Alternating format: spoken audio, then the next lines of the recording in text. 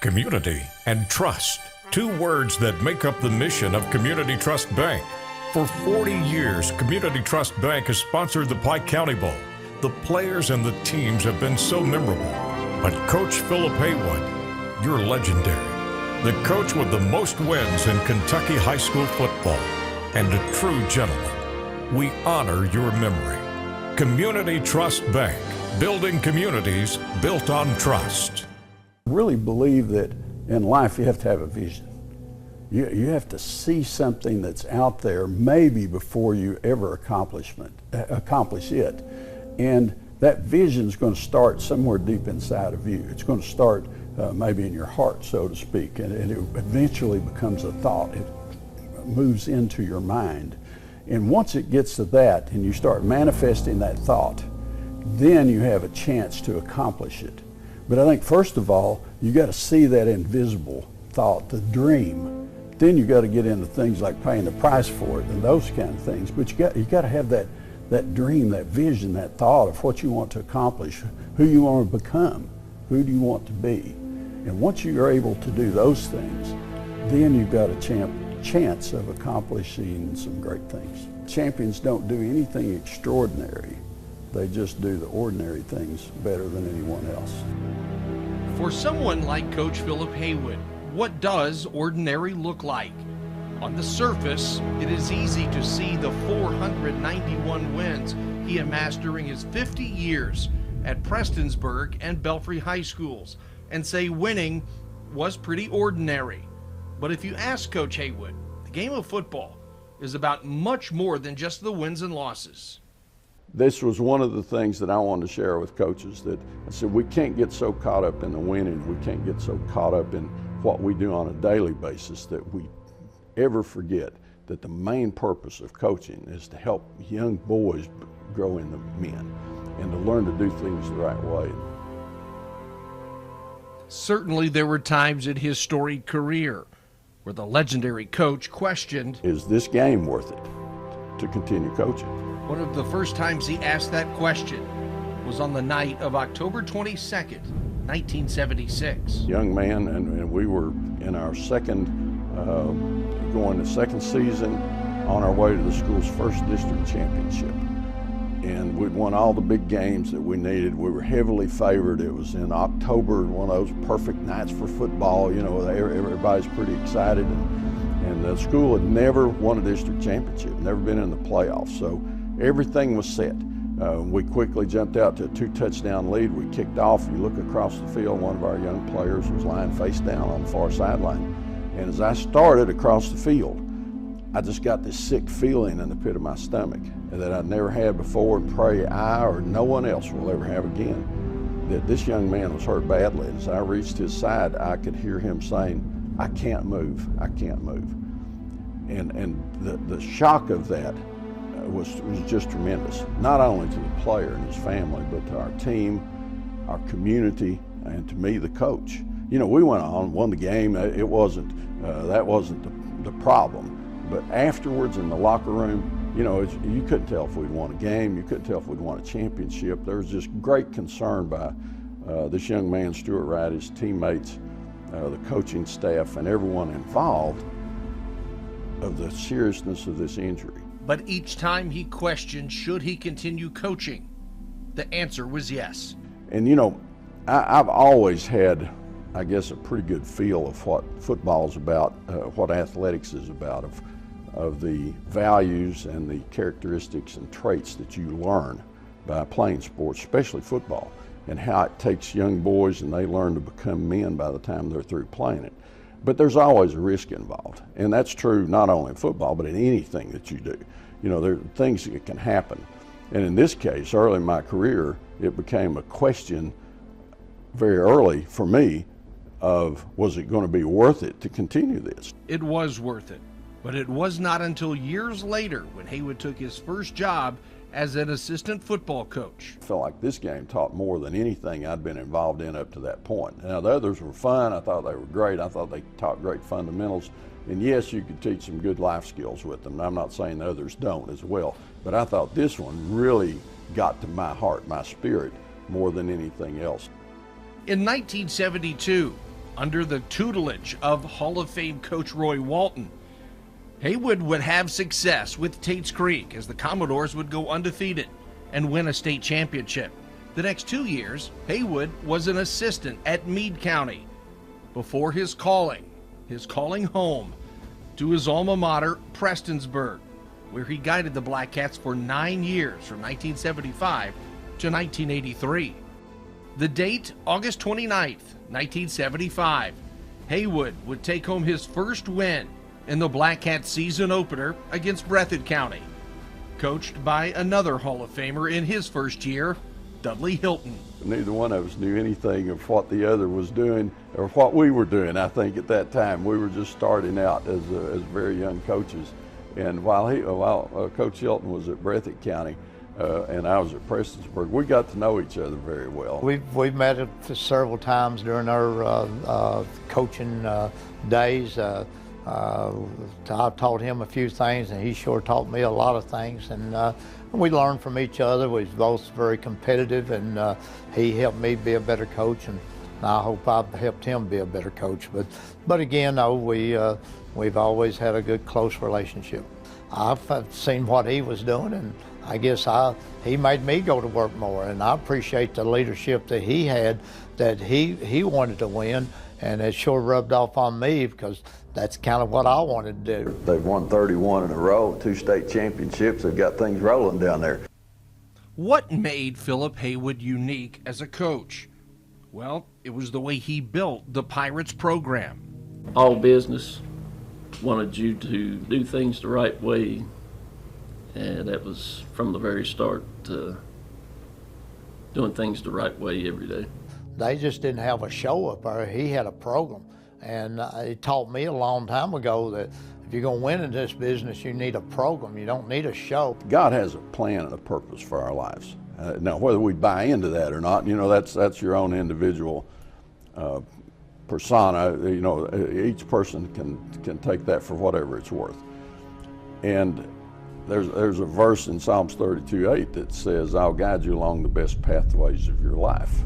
I think some people are drawn to certain careers, and I was being groomed for a career even though I didn't know it at a very young age. Haywood's faith would be the key to his success. And there was a calling rather than just a job, just a career. And because of that faith that I mentioned, that I talked about very directly in the first book, and it's mentioned a few times in this one as well, but that because of that faith, it allowed me to be grounded.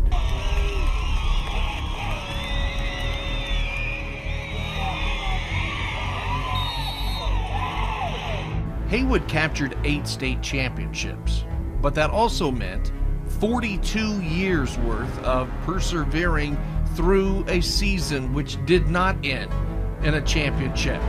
Haywood harkened back to why he loved the game. I guess because of the emotion involved, and because I felt like as far as teaching more life lessons, I felt like this game taught more than anything I've been involved in up to that point. Only a half yard separates Belfry from its first state championship.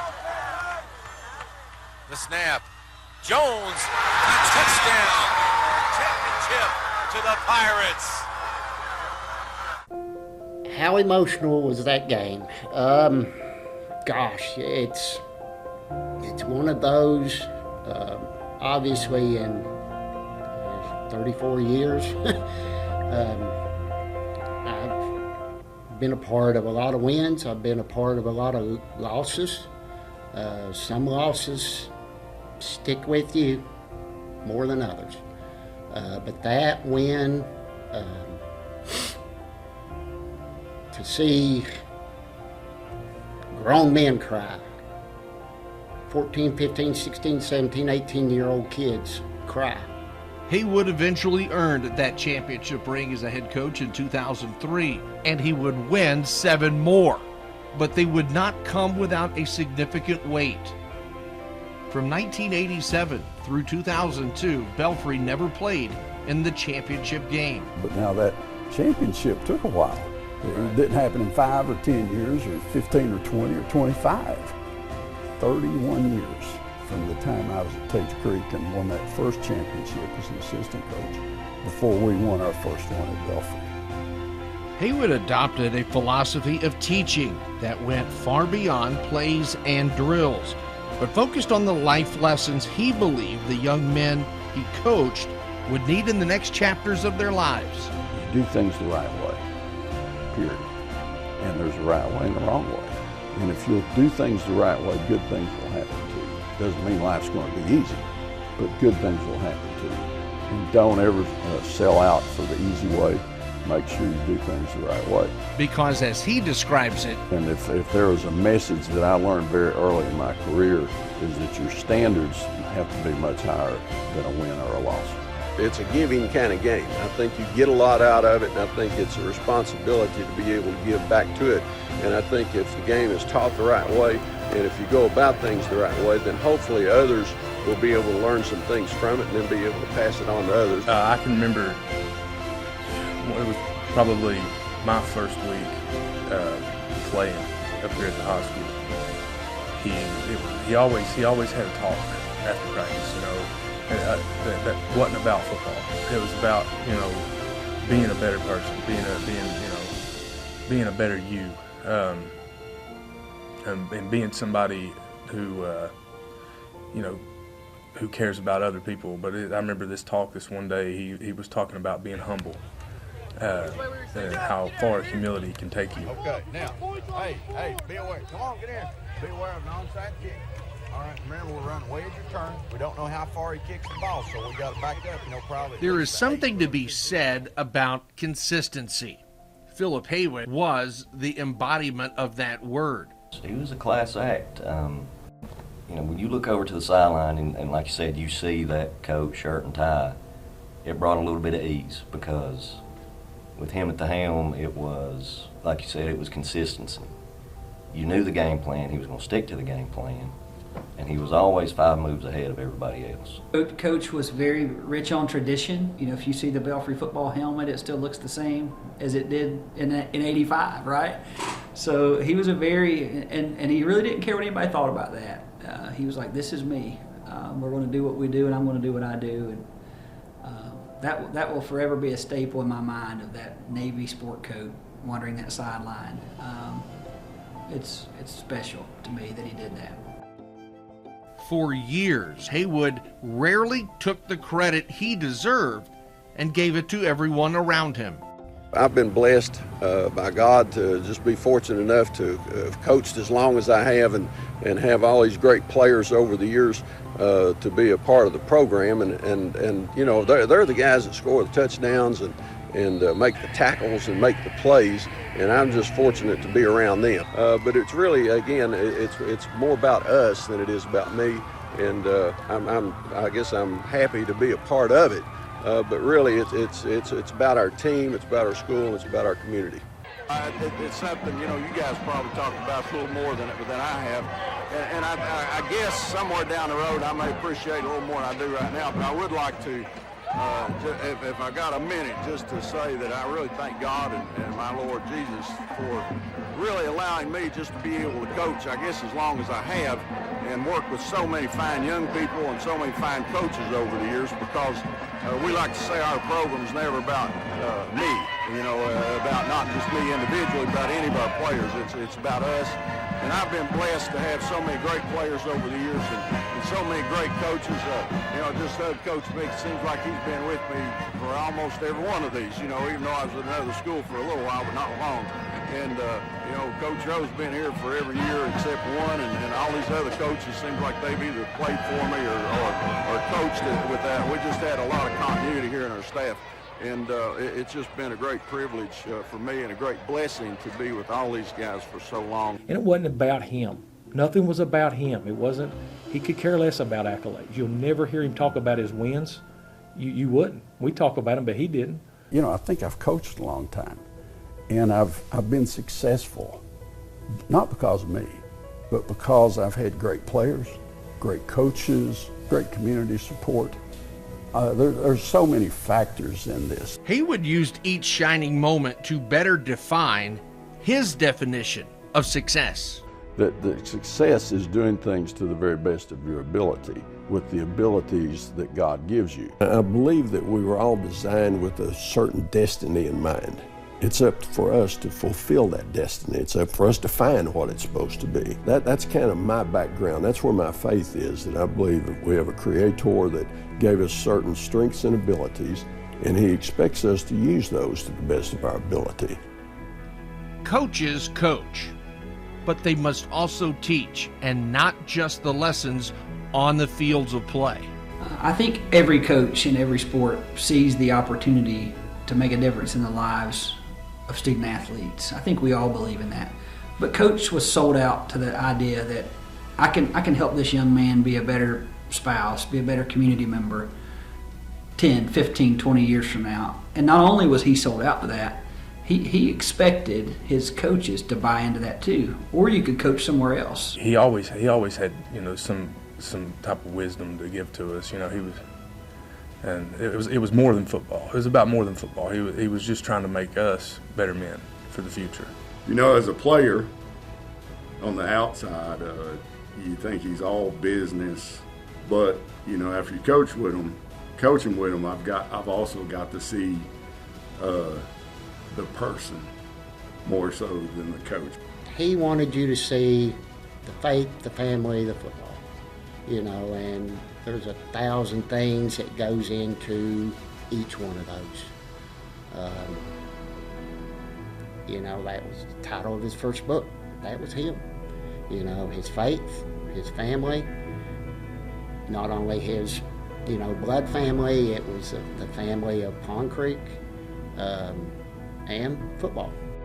But I also think there's isolated incidences that are going to happen within a practice, within a season, that are going to take place. And if a coach is really in tune to what's taking place within this team, that he can use that as what I call teachable moments. How many times I'm telling you the play's over here.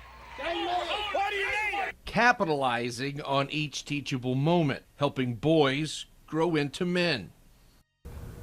He was intense, but I loved playing for him. Very knowledgeable of the game, learned a lot from him, and not just about football, but about life and just how to be a better man. I think probably the biggest key to my success is I'm pretty good with relationships. My goal for you is to be successful when you're 30 to 35. So we try to teach life values, life lessons that they can apply to their lives when they're 20, 30, 40, 50 years old. And I've had guys that are 50 years old come back and say, I still use some of those quotes that you used to give us, or little memos we'd hand out. And he said, I use those with my guys at work. Keeping in contact with the now men he helped coach, Haywood attributed his continued success to things he built off the field. Yes, there are some players who graduate and they lose contact. Others maintained their connection to the legendary coach. If you played for Coach Haywood, you have a connection. There's a brotherhood there that it doesn't go away. And then when you have young kids like me and my brother do that are watching it too along with you, and now they're here doing it, it's awesome. I've become much more intentional about that as I've gotten older in coaching, is trying to keep up with some of these guys and let them know that, hey, I still care about you. I still care about your success and how your life's going. And I may or may not be able to do anything for you, but I always offer, because I think that's important to know that there's somebody maybe outside of their immediate family that's still thinking of them, still caring about them, still has them in their prayers to make a difference in their lives. And that's what we want. We want Belfry football not to be just about winning games, that it's more than that.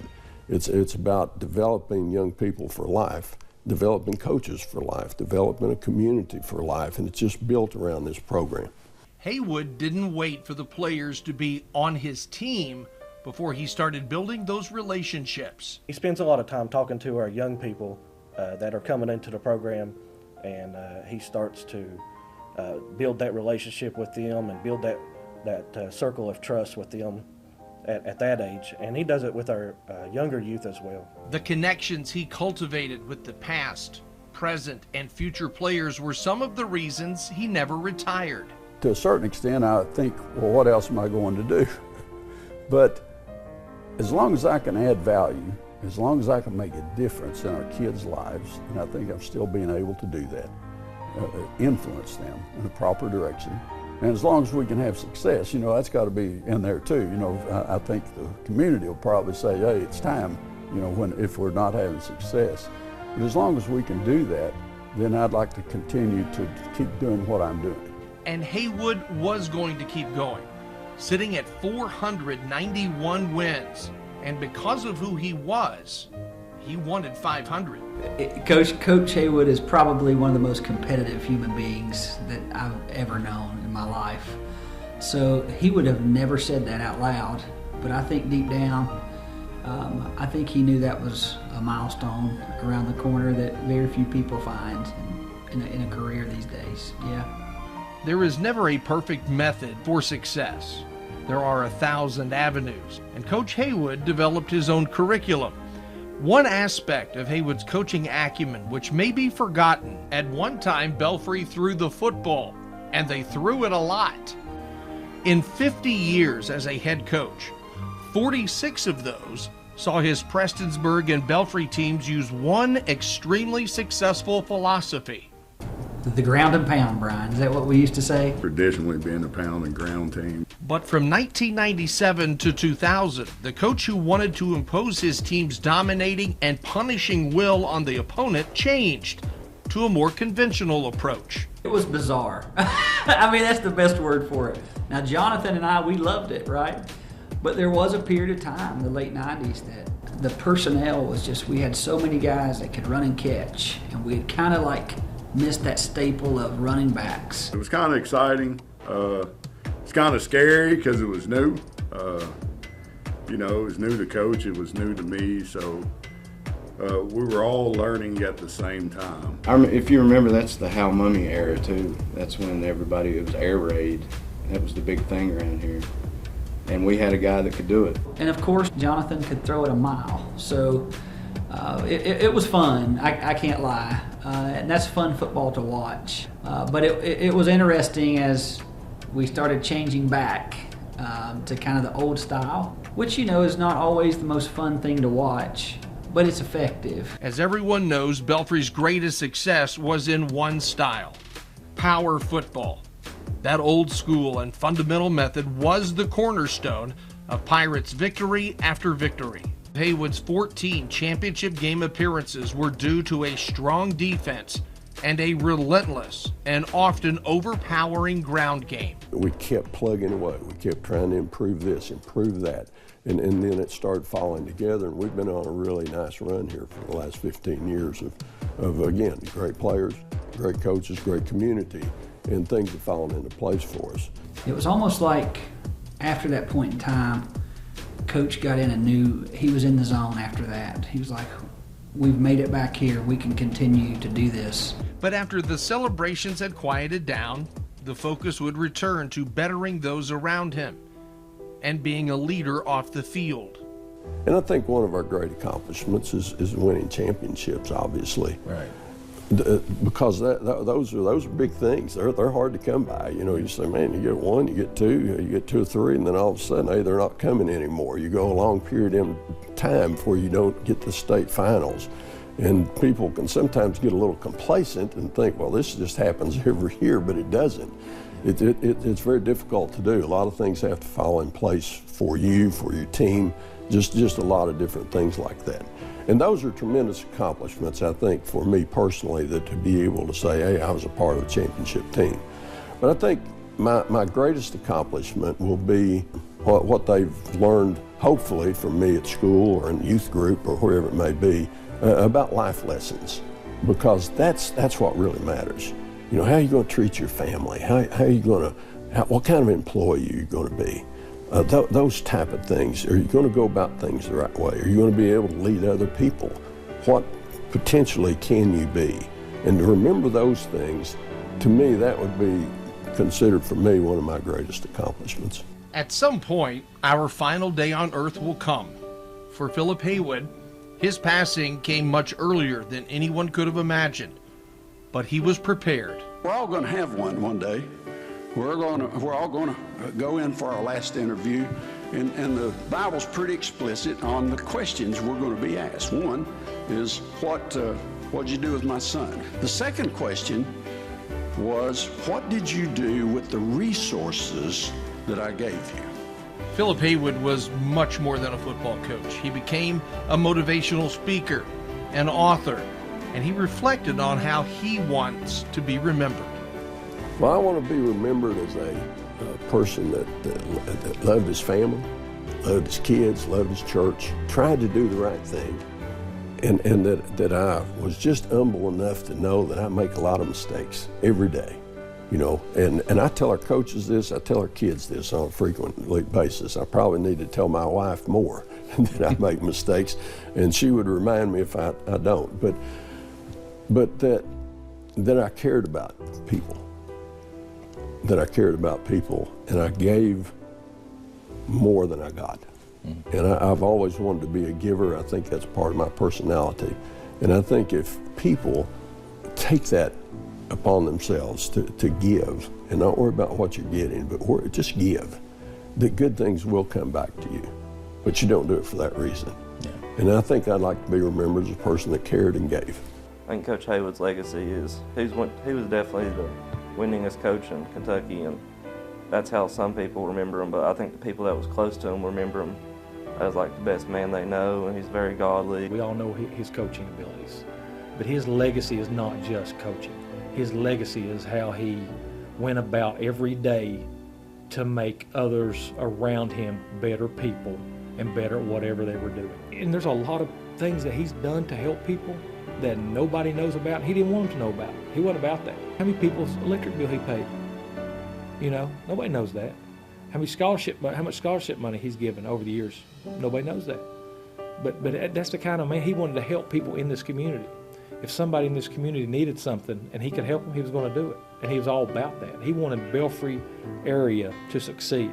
The legendary coach died January 22nd after a car crash, but he left behind so many life lessons.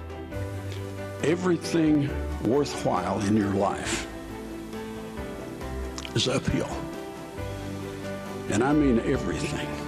I tell our teams frequently, you have to see the invisible before you can do the impossible. Be unforgettable. And I love this one. Be unforgettable. And you do this by adding value to others. Putting others first, putting the needs of others first. He was preparing all of his coaches for someday for this to happen. We don't want it to happen like this. And we sure didn't think it was going to be this soon. But he was preparing us to take the next step, to move this program, to take it even further. That things are not always going to go your way. That sometimes the ball bounces wrong. Anything can happen. But the heart of a champion, the will to be able to overcome those things and still come out on top, is going to be the key to winning a championship, the key to success, not only in football, but also in life. Belfry won its season opener on the road at East Carter. But now as the Pirates lace up their cleats and prepare for their first home game without their fabled coach on the sidelines, the new head coach, Matt Varney, has one goal in mind. What we got to do is take his work ethic, take his philosophies, take his strategies, take everything that he has taught us over the years, because some of us has been with him a long time. So we're going to just take what he has instilled in us and bring it to these teams. And you know, our goals are going to be the same. We're going to do the same things, and hopefully make him proud. Live an intentional life. From my heart to yours. May God bless you. Community and trust, 2 words that make up the mission of Community Trust Bank. For 40 years, Community Trust Bank has sponsored the Pike County Bowl. The players and the teams have been so memorable. But Coach Philip Haywood, you're legendary. The coach with the most wins in Kentucky high school football, and a true gentleman. We honor your memory. Community Trust Bank, building communities built on trust.